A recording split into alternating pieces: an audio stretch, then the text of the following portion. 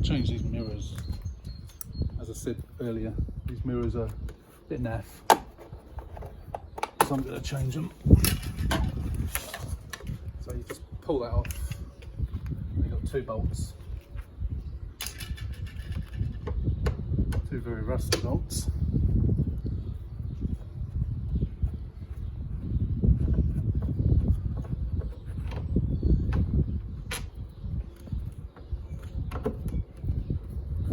It's not going to fall off. Sometimes they just fall off once you take the bolts out. Oops. Don't want to lose that. And then you need to peel back the insulation and find the beginning of it.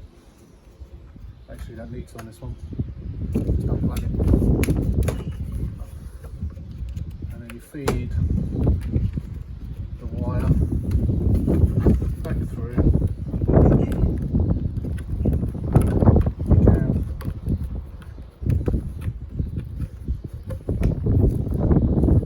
And there you go, it's off. So that's the broken one. Now I'm going to count the wires on this. We've got 3 wires on this. So I'm going to have a look at one of the other cars and see that's got the heated electric mirror and see if it's the same amount of wires. With a bit of luck, it might have the wiring loom. So we can put the heated mirrors will work. I'm just going to give that a bit of a clean up. Just using my Williams waterless wash and wax just to give it a bit of a clean before I put the new mirror on.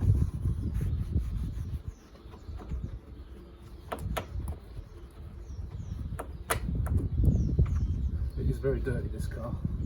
I'm going to jet wash it once I've done these mirrors. So. And then give it a proper wash with a sponge and bucket.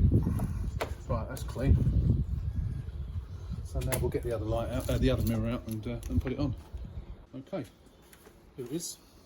It's a good one. Get the old one out of the way, and then we'll take that cover off.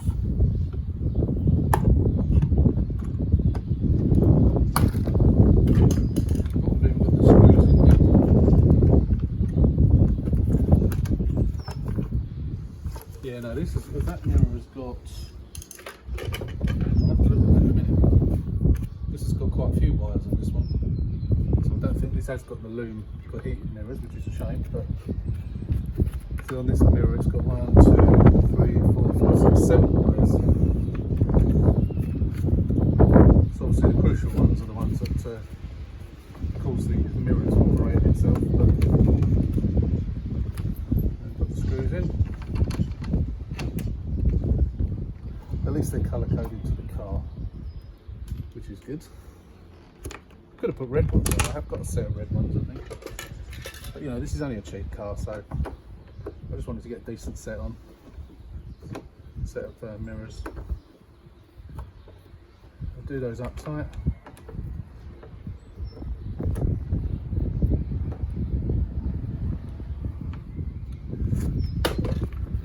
Push that back in.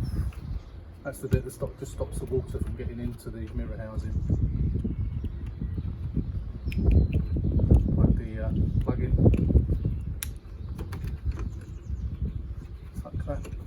Tuck that in, out the way. And put that back on. There you go, that's one mirror done. How long did that take? 2 minutes? So I'm not going to film doing the other side because obviously it's exactly the same. So there you go, is the other one done a couple of minutes later. They need a bit of TLC, get some of those scuff marks off, but at least they work now.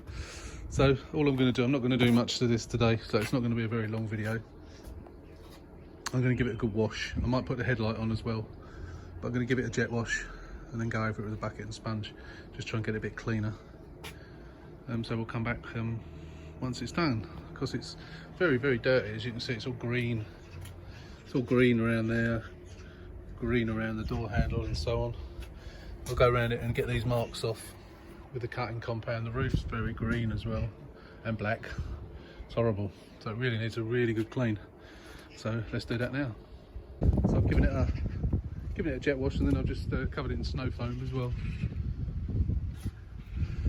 It's quite good, this stuff. It's not as good as they make out it is, but it does work to a degree.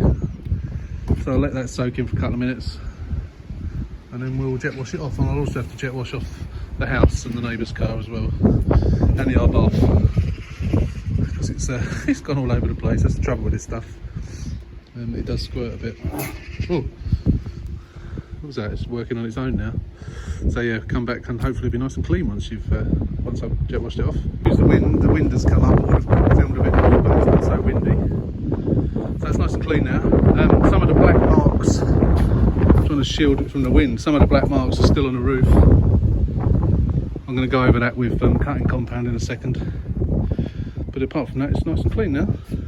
I will probably go over the whole car with Magma. If you're familiar with Magma, I'll show you. Go into the garage and I'll show you. Magma is the like liquid clay bar, if I can find it. There it is, made by Autoglim. Removes stubborn specks of iron from paintwork and wheels for a spotless, silky smooth finish. It really works. It's good on, it's best on white cars, so it's made by Autoglim. It's about £9 at the moment on Amazon. They do sell it in Halford, it's about £11 or £12, I think. But it is really good stuff. You spray it on out the bottle, you just leave it for about 5-6 minutes, and all the iron deposits will go, I think they go purpley colour, and then you just jet wash or hose it off, and it really does work. You need to wax after that because it strips all the wax off as well, but it's really good stuff. So I'm probably not going to be able to bring any of them up. The place you seem to get them a lot is on the boot. Let me see if I can. I don't think this will pick it up. There's little orange spots. Oh, there we go. See those orange spots? That's the iron deposits, and that will get all of that off. Different coloured cars you don't notice it's there so much, but when your paintwork feels a bit rough, more often than not that's it. So if you park your car near a railway line, for instance, you will get iron deposits from the railway tracks. And it seems to be on a lot of cars. So I'm not gonna do that now, because I'll do that once I'm nearer to selling the car. Still got to get the windscreen done yet, obviously. So, but I will film that when I do it. But hopefully, if you didn't know about Magma, I'll show you it once more. It's good stuff. There it is, Autoglim Magma.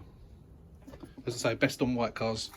As you can see, I've got myself a new tripod. Well, it's not my new tripod. I stole it back from my daughter. She stole it from me a couple of years ago, and she's not using it now. So I'm using it again. So that's it for the time being. I might come back a bit later. So I'm possibly going to do the headlight today. Get the tab done and get that bumper on properly, possibly. I think I may have some issues with the bumper. I've got a feeling that the front panel's gonna have to go up, because when I was test fitting the bumper before, I can't actually get that side in at all, and that side, as you can see, is a bit of a gap there. So I think that the front panel is probably too low, so I'm gonna have to loosen off all those bolts and get it jacked up. If you remember, I couldn't get to the jack to jack it up underneath when I did that front panel, so there was always the possibility it was going to be a bit low, and I think that's what the problem is. But we'll have a go at that. It may not be today, might be tomorrow, might be the end of the week. But if I've got anything else to show you today, then I will. So for the time being, thanks for watching. Bumper's on, headlights in, gaps are all okay.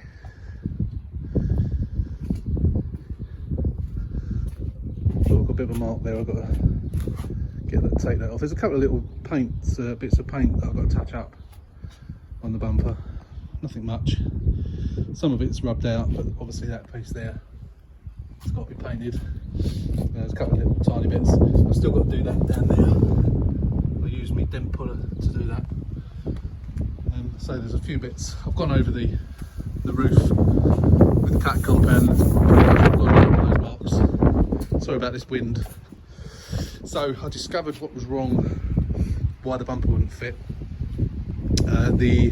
I had actually forgotten to put the horn back on, which is good, so I had to take the bumper off anyway. But the reason that the bumper wouldn't go on was two reasons. One being the bottom bar was actually bent upwards on the right hand side. When I